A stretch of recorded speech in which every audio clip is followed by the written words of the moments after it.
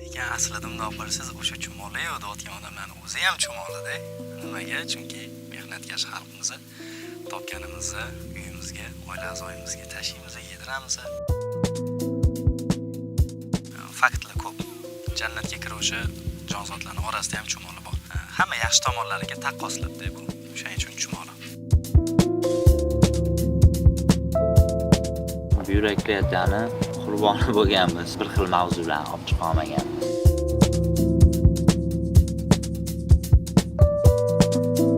Kinoda ba'zi bir yo'llarimiz to'siq bo'lgan. Xohlardim o'zim kino olishi, o'zim rejissor, o'zim operator bo'lish yoqardi o'zimga. Yo'nalish bu tasavvur qila olmagan bo'lsa, chumolini men umuman tasavvur qila olmaganman. Telefonimiz bor edi, iPhone 12 Pro. Qarz olib do'stlarimizdan kontent uchun sarflagan pullarimiz ham juda ko'p bo'lgan.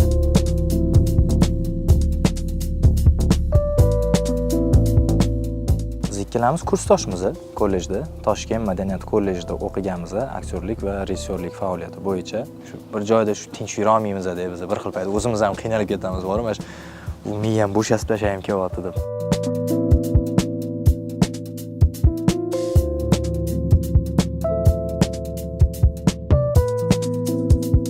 Qanaqadir ko'zlari so'lib qolganda edi, ko'p odamlarning. Shu aka shar sotaman bo'ldi. Bitangi kunga tushmasmi, hech qanaqa umid yo'q-da.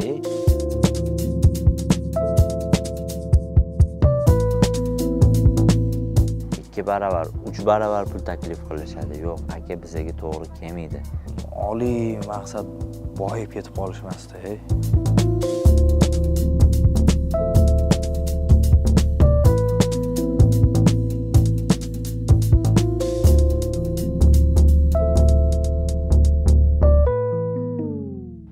Bahodir Rahimov hamda Jasur Rustamov muallifligidagi Chumoli jamoasi 2023-yil boshida tashkil topgan.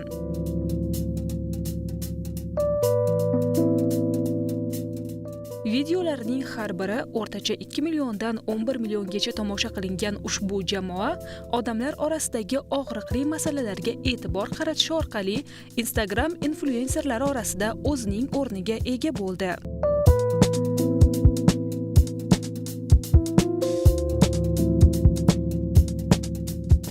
Chumoli jamoasi tomonidan ayni vaqtga qadar 150 ga yaqin qisqa, mazmunli, yuqori sifatli va informativ kontentlar yaratilib, shu nom ostidagi akkauntda 700 mingdan ortiq kuzatuvchi to'plandi. Assalomu alaykum.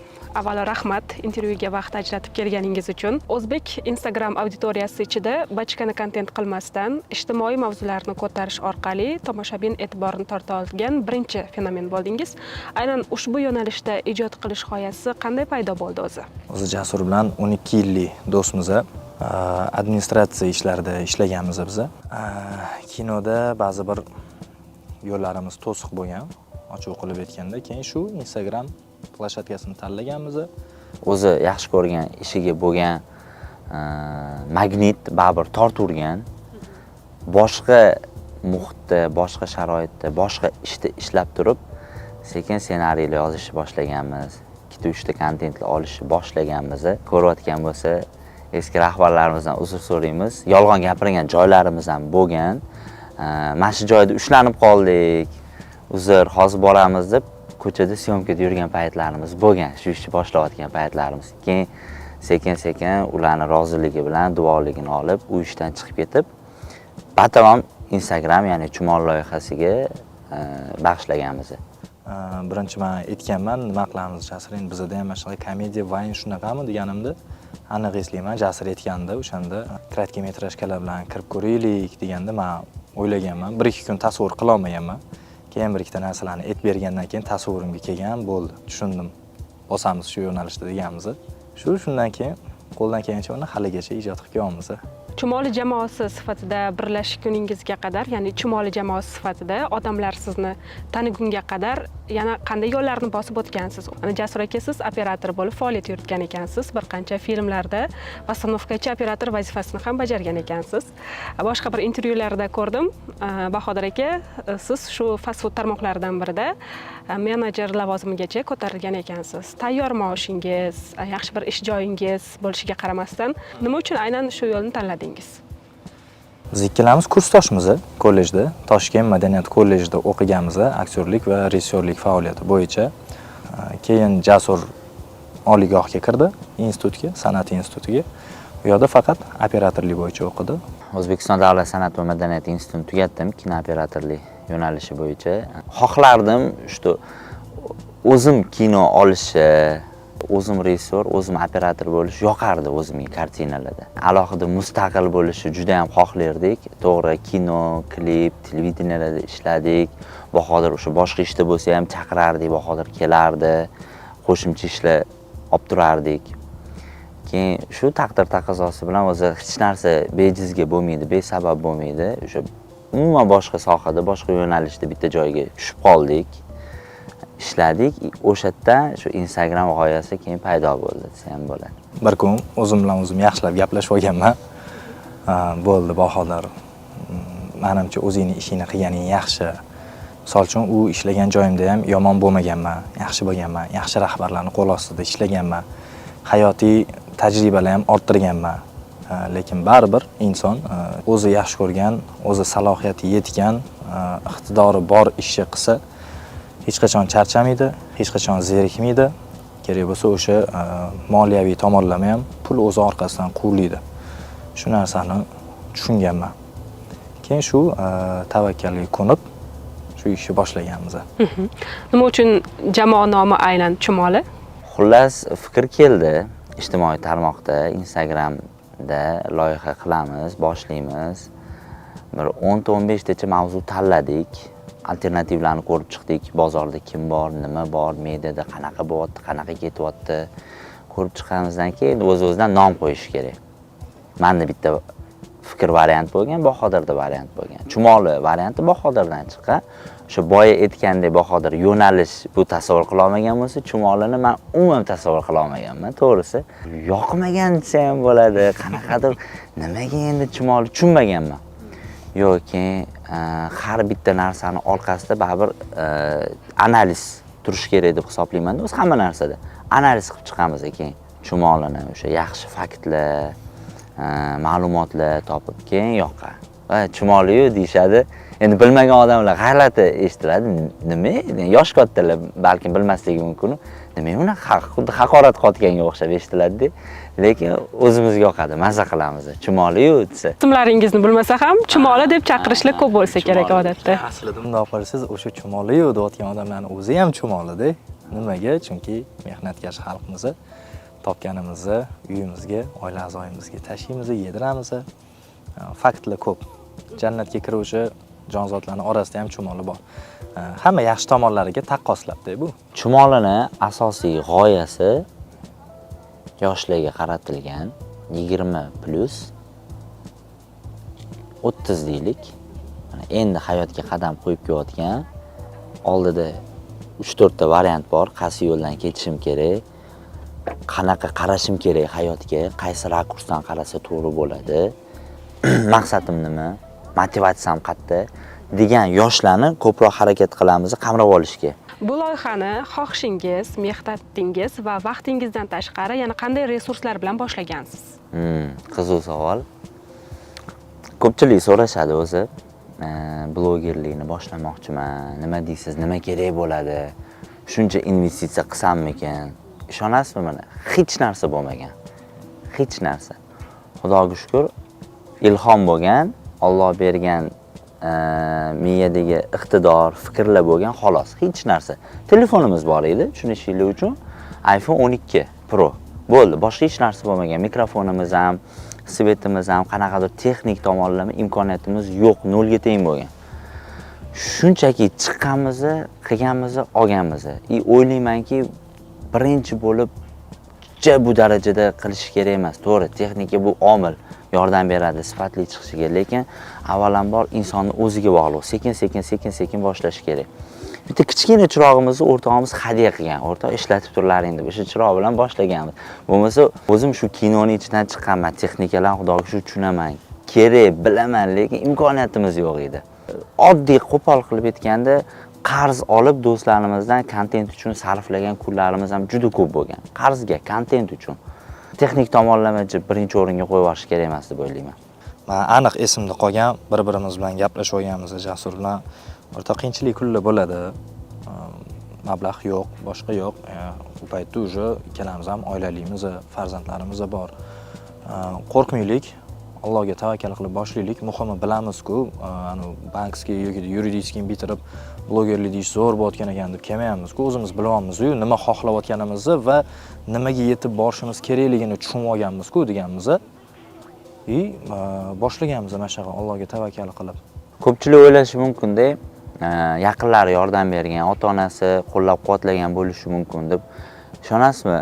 Meni adamlar 4 oy, 5 oydan keyin bilganlar. Men boshqa ishdan bo'shab ketganimni, videolar olib yurganim. Uni ham internetdan kelib qolgan videolarga ko'rganlar. Sen shunaqa ish qilyapsanmi deganlar. Ha, da qiziqishga qilib turaman. Ishlayapsanmi degan. Ha, ishlayapman deganman. Aldaganman. Keyin sekin bu yoqqa kirib ketganmiz. Shu Bahodir aytgandek, bilmayman, unaqa xavotir bo'lmasdi bizda.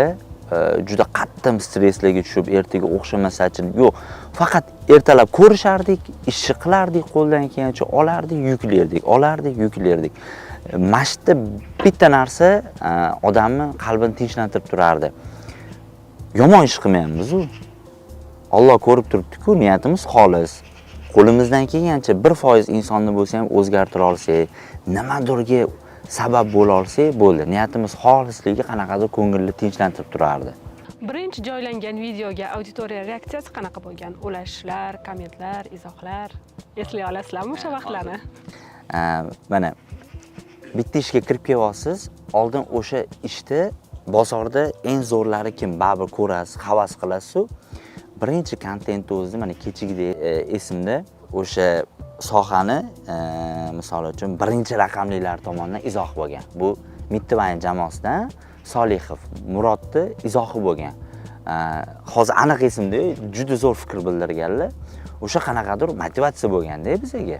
Chunki bu ishga biz yangi kirib kelyapmiz, ancha yildan beri o'zining nomiga, yuziga ega bo'lgan insonlar fikr bildiryapti. Biz tanimaymiz ular bilan. Hozir tanish bo'lib, do'stlashib ketdik. O'shalar tomonidan qanaqadir fikr bo'lgani shaxsan menga motivatsiya bo'lgan, yoqqan. Yaxshi qabul qilishgan, faqat ko'pchilik tushunmagan boshida. Yuz ko'rsatilmagan, asosan elementar kadrlar bilan mavzu ochib berilgan ekan. Undan tashqari kontentlar yo'nalishi ko'pchilik tushunmagan, yonimizdagi yaqin tanishlar aytishgan ham. Instagramga unaqa narsa olmanglar, menimcha yemasa kerak. Aytishyaptiki, Instagramga, ijtimoiy tarmoqqa odamlar faqat ko'ngilli yozish uchun, hazil-huzul ko'rish uchun kiradi ekan. Yo'q, nimaga tushunmaslik shu narsani. Balkim shu fikrga qarshi fikrni isbotlash uchun ham bizga motivatsiya bo'lgan bo'lsa kerak. Yo'q. Baribir yeydi bir kun degan narsa baribir turganda, o'shani isbotlash uchun ham harakat qilganmiz. Hozir misol uchun zo'r yo'nalish topgansizlar. Birinchi bo'ldinglar bu yo'nalishda degan izohlarni eshitamiz, xursand bo'lamiz. Baribir odam birinchi o'zini g'oyasiga ishonyaptimi, qarama-qarshi fikrlar juda ko'p bo'ladi. Yo'q, o'sha g'oyani oldin realizatsiya qilib, bitta isbotlab jamiyatga ko'rsatib ko'ringlar oxirigacha. Keyin o'zi ma'lum bo'ladi. Bekorga daho insonlarga endi o'zimiz daholigi taqqoslashmas. Hech kim ishonmaydi. Aytishadi-ku o'zi olimlar necha mingtadir kashf qilishgan, o'xshamagan, boshqa bo'lgan. Shunaqa narsa-da, shunaqa teoriya ishlagan deb o'ylayman.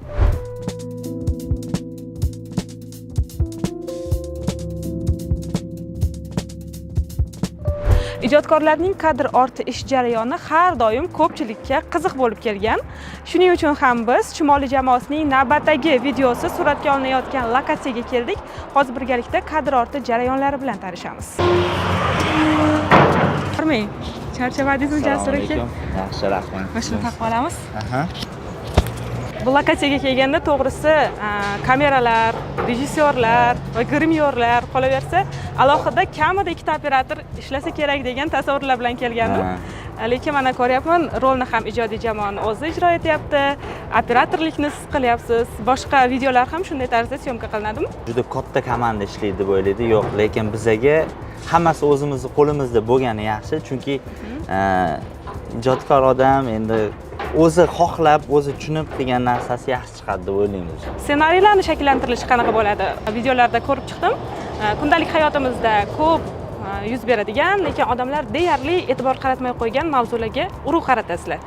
Voqealarda o'zingizlarni boshingizdan o'tkazgan jarayonlar aks etadimi yoki atrofni ko'rib, kuzatib, g'oyani shakllantirasizlarmi? 90% o'zimiz guvoh bo'lgan voqealarni shu ssenariy shakliga keltiramiz, ya'ni hayotdan olamiz. O'sha qaysidir joyda shunchaki ikkita qahramonni ko'zimiz bilan rostdan ko'rgan bo'lamiz, o'shani atrofiga bitta yaxlit voqeali yozib chiqamiz. Bu kontentlarimizdagi qahramonlar hammasi hayotdan olingan, bor qahramonlar. Bor qahramonlar. Syomka jarayonlari qiyin o'tmaydi, bir-birimizni tushunib ishlaymiz. Aslida original ssenariy topishda qiyin bo'ladi. O'shaning uchun ham videolarimizni chiqish oralig'i, intervali kattalashgan. Chunki o'zimizga ep ko'rmaymiz. Ke shuni songa ishlab qo'ya qolaylik, mayli.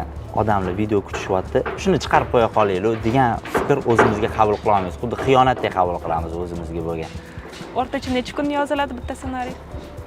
3 kun 4 kun ketadi. 3 kun 4 kun. Syomkasiga ham 3 kun 4 kun ketadi.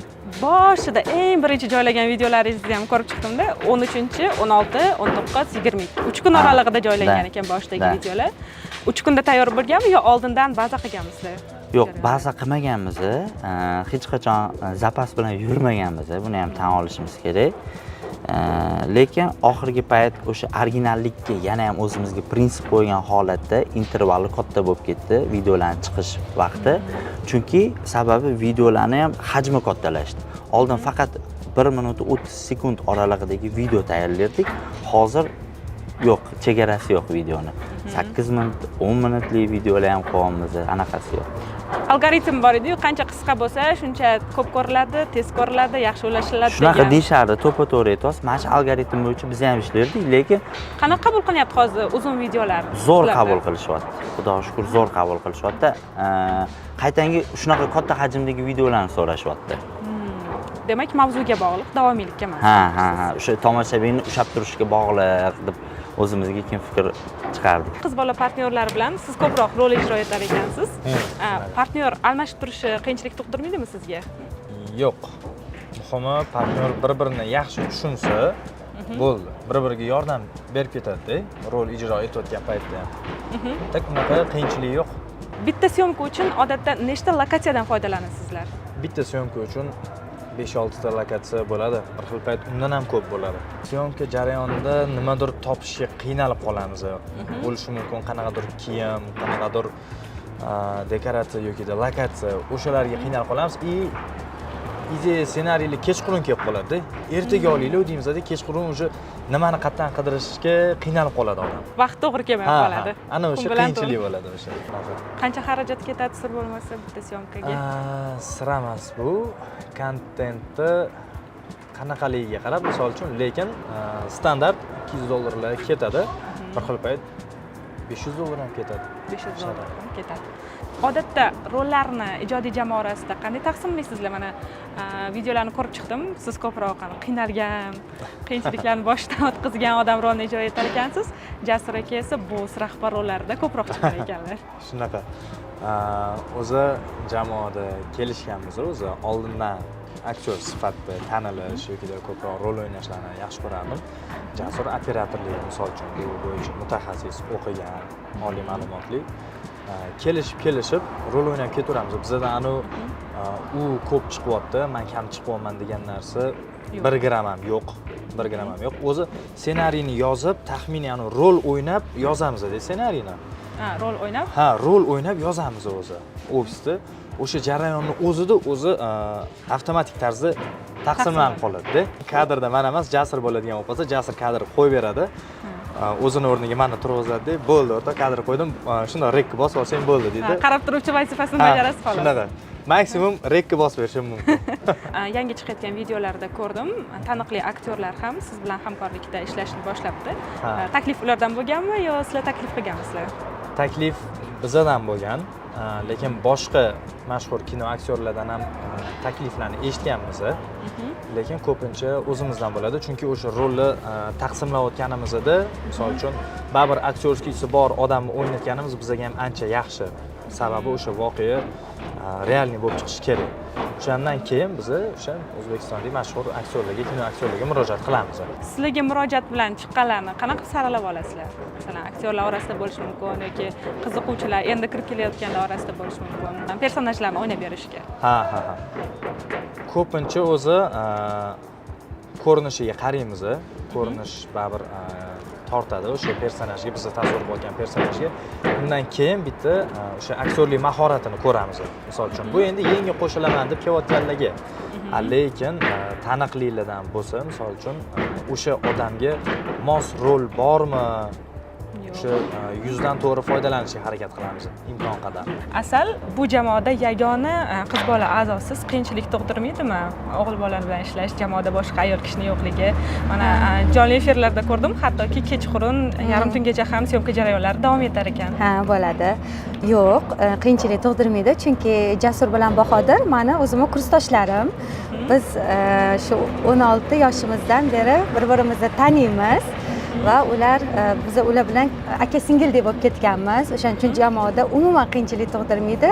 Maroqli maza qilib ishlaymiz, to'g'risi. Videolaringizni ko'rib, kuzatib chiqdimda. Qiynalgan ayol rolini juda ham maromiga yetkazib o'ynar ekansiz. Qiyinchiliklar o'zi hayotingizda bo'lganmi yo shunchalik aktyorlik qobiliyatingiz ustida kuchli ishlaganmisiz bu borada? Kichkina voqea aytib o'tib ketaman shu yerda. Juda ko'pchilik yaqinda ham bozorga borib qolganimda, o'z kamdan kam to'g'risi vaqt bo'ladi, unar narsaga borib qolganimizda ham to'xtatib, erinmasdan so'rashdi, nimaga siz doim yig'laysiz, nimaga yig'laverasiz, hayotda unaqa emas ekansiz-ku deb. Nimaga yig'laysiz doim o'zi videolarda? Yo'q, hayotimda unaqa qiyinchiliklar umuman bo'lmagan, Xudoga shukr, lekin bilmayman, o'zim dramatik rollarni o'ynashni juda ham yaxshi ko'raman, ijro qilishni. O'shaning uchun ham shu Chumoli jamoasida ham juda ko'pchilik meni juda ham hoqisor, yig'laydigan bechora ayollarning rolida ko'p ko'rishadi. O'z hayotda qanaqasiz? Xushchaqchaqman menimcha. Kostyumlar, umuman elementlar ham alohida bir image maker tomonidan ishlanganga o'xshaydi-da. Image maker ham bormi jamoangizda? Yo'q, biz jamoamiz bilan o'zimiz birgalikda buni ustida juda qiynalib izlanamiz, chunki men qayerga borsam, kiyimlaringiz e'tiborimni qayerga borsam mana eski ko'ylaklar, eski ro'mollar, voy tashlamanglar, menga beringlar, menga juda ko'p kerak bo'ladi deb ko'p olib qolaman deb shunaqa. Juda alohida e'tibor beramiz bu narsaga, kostyumlarga ham. Hech taqiqlar tushganmi videolarga? Masalan, bir videoingizni ko'rdim, o'sha yo'llarni kovlanishi bo'yicha sizlar hazil tariqasida aytib o'tib ketgansizlar, lekin bu haqiqatan og'riqli masala-da. Xullas, tenderda biz yutdik. Ishni boshlayverasanlar. Hammasini bu standart bo'yicha qilamizmi? Yo'q, qanaqa standart? Xalqni. Yeri tegdigan narsani xalq qatdan bilib o'tiribdi. Gap ko'paytirmasang-chi. Xo'p.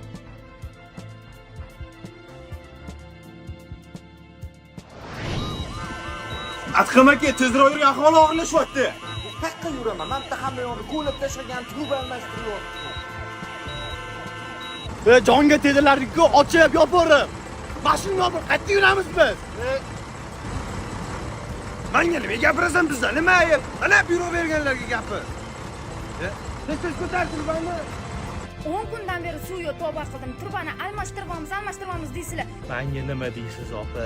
Hammasini tepasida men turib olmayman-ku. Kim turibdi o'zi bu ish orqasida, hal qilyapsizlarmi o'zi? Mayli, opa, keyin gaplashamiz, men shoshib turdim. Yerdagi narsani xalq qatdan bilib o'tiribdi. Gap ko'paytirmas. Shetan 3 tida.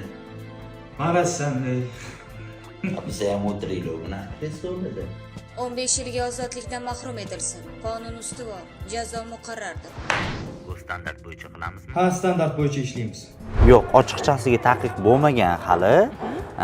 Lekin fikr mulohazalar bo'lgan. Ko'proq mana bu tarafga urg'u bersanglar bo'lardi yoki ko'proq mana bu mavzularni ko'tarib chiqsanglar yaxshi bo'lardi degan fikrlar bo'lgan.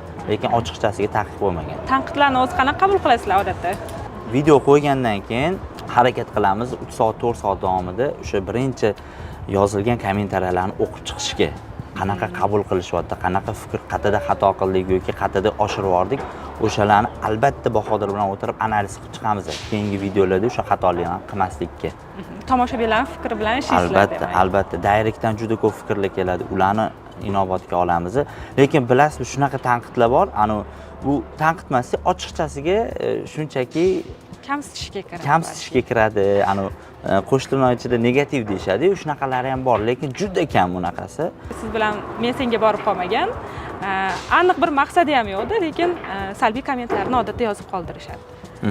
Hech shunaqa odamlar bilan bog'lanib, nima uchun bunaqa vaziyatda yo'l tutayotganini surishtirib ko'rganmisizlar?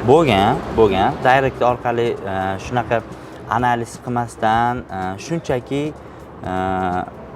to'g'ridan to'g'ri noto'g'ri fikr bildirganlar endi biz uchun o'shalar bilan muloqotga kirishamiz. Yo'q, to'xtang aka, direct orqali keling, xohlasangiz nomer almashtiramiz, gaplashib olamiz degan unaqa holatlar bo'lgan. Tushuntirib berganmiz.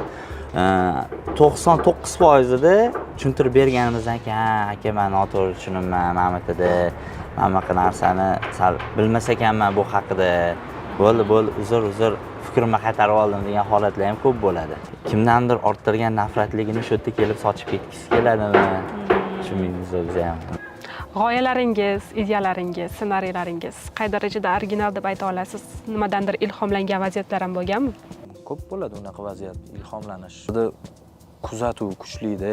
Shu bir joyda shu tinch yura olmaymiz-da biz. Bir xil payt o'zimiz ham qiynalib ketamiz, bormi? Bu miyam bo'shasib tashlayam kelyapti deb. Misol uchun, mana hozir ham atrofda o'tiribmiz, odamlar o'tib yuribdi, boshqa nimadir voqea bo'lsa, avtomatik tarzda o'shani kuzatish boshlanadi-da. Ha, kuzatilinadi, ketdi, xarakteristika berib o'tiramiz-da. Nima bu odam bunaqa qildi? Kayfiyati mana bunaqa, xarakteri mana bunaqa, voqeani qarab bo'lgan voqeani, bu voqeaga nima qilib kelib qoldi? Voy, mana shu voqeaning davomi mana bunaqa bo'lsa-chi deb ozgina badiiylashtirib boshqa qilib kuzatuv ketib qolaveradi-da. Shunaqa. Men o'shandan kelib chiqib ssenariy yozamiz. Ssenariyni ham ingichka keyinroq qo'yishimiz kerak emas. Bo'lmagan narsa bo'lib chiqishi kerak emas. Ba'zi bir holatlar bor, badiiylashtirsangiz, qancha badiiylashtirsangiz ko'taradi. Ba'zi bir holatlar bor, shundoq qolish kerak. Oddiy misol, ko'pchilik so'rashadi, ssenariyni kimdir yozib beryaptimi, qayerdandir ovoz silami deb, yoki uchinchi odam bo'lganmi, kadr ortidagi sirli odam bormi deyshadi. Misol uchun Bahodir aytgandek, rekord turgan video. Er-xotin ko'chadagi o'sha metallom terishadi, axlat terishadi, kontentimiz. O'sha g'oyasi qanaqa keldi? O'zi o'sha joyga reklamaga stories olgani borgan edik ish bilan. Tashqarida turibmiz. Xuddi shunaqa er-xotin, xuddi shunaqa 3 oyoqli murabiy deydi. Shunaqada kelishdi. Ko'zligida shunaqa baxt bor-da. Demak, ularga uy kerak. Sotuv bo'limiga, ofisga kirishdi, o'tirishdi, gaplashishdi-da. Qo'lligida shu shartnomani olib chiqib ketishdi. Bir-birligi bilan shunaqa gaplashyapti, shunaqa xursand, maqsadga bir qadam qoldi-da. Bo'ldi, ko'zimiz o'sha etyudda qolib ketdi o'sha epizodda. Qarab turdik-da, bo'ldi, saqlanib bo'ldi. Keyin bir kun 2 oy o'tdi oradan, mana shunaqa holat ko'rdik-ku dedi. Как раз reklama integratsiya bor shunga. Kelib o'ylab ko'ramiz, bu bir-birimiz gapirdik-da, shu er-xotinni ko'rgan epizodimiz, ko'rgan qahramonlarimiz orasiga voqealik tuzib chiqdik. Sal anaqamizni ochib qo'ydik-ku.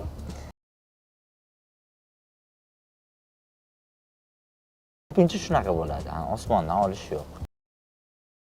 Odamlar orasida deyarli hammamizda yuzaga kelayotgan qusurlarga qay bir ma'noda oyna tutyapsizlar. Masalan, ikkinchi videongizda telefonga qaramlik mavzusi olib chiqilgan ekan. O'tgan yili joylangan video, lekin ayni vaqtda ham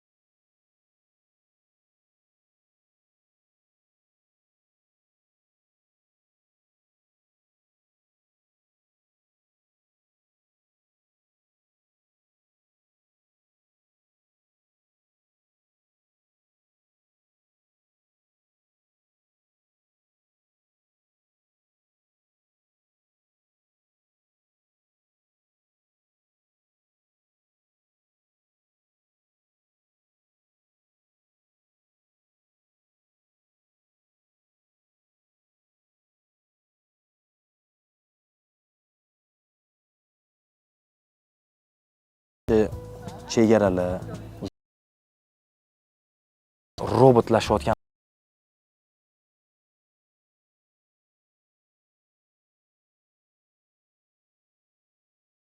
tayyor turishim kerak. Olmaganman